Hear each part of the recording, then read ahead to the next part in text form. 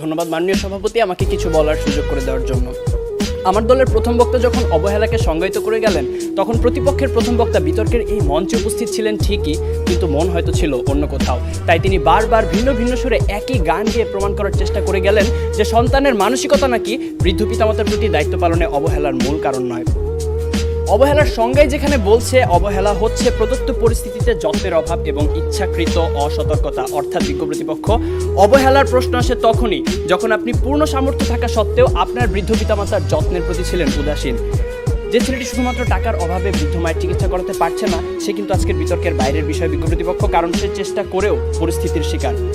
তার মানসিকতার কোনো দোষ নেই, অবহেলার তো কোনো প্রশ্নই আসে না।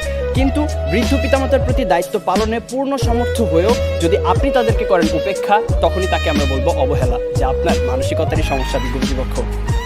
আমার সন্তান যেন থাকে দুধে ভাতে, অন্তরের এই নিবেদন তো পৃথিবীর সব বাবা মায়ের। অথচ সারাটা দিনের ব্যস্ততা শেষে একটুখানি অবসর পেলেই যেখানে আমাদের ফেসবুক বা হিন্দি সিরিয়ালে ডুব দেওয়ার সময় হয়, সেখানে ফোন দিয়ে মাকে একটিবার জিজ্ঞেস করার সময় হয় না মা ভালো আছে কিনা, বাবাকে জিজ্ঞেস করার সময় পর্যন্ত হয় না ওষুধগুলো ঠিকমতো খাচ্ছে কিনা।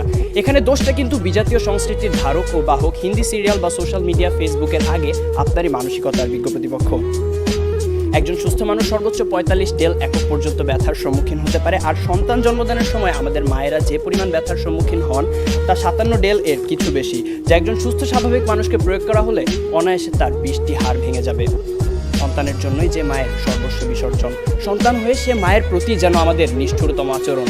আর এর পেছনে মানসিকতায় যদি দায়ী না হবে, তাহলে কেন নারায়ণগঞ্জের ফতুল্লা শাসনগাঁও এলাকায় ভরণ পোষণ থেকে বাঁচতে সন্তানদের দ্বারা বস্তাবন্দি অবস্থায় রাস্তায় ফেলে যাওয়া ৮০ বছর বয়সী বৃদ্ধা হাসিনা বেগম সেদিন মারা গেলেন? কেন জামির উদ্দিন শেখ নামের শতবর্ষী বাবা